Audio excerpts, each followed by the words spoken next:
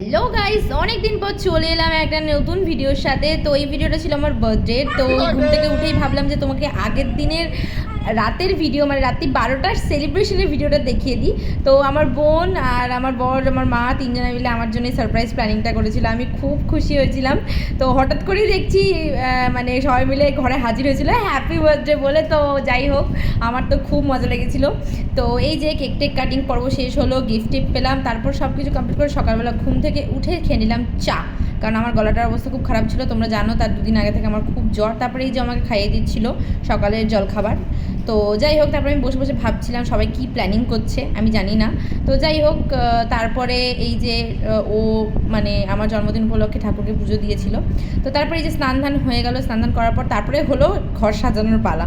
সব থেকে ভালো লাগছিলো ওরা কত সুন্দর করে যত্ন সহকারে আমার জন্য সবটা অ্যারেঞ্জ করেছে সবাই মিলে। তো যাই হোক, সন্ধ্যের সময় সবাই এসেছিলো, খুব খুব খুব আনন্দ হয়েছে। তো সত্যি কথা বলতে আমি মনে মনে খালি এটাই প্রার্থনা করছিলাম যেন আমার জন্মদিনটা এই বছর না, প্রত্যেক বছর যেন ভালো চায়।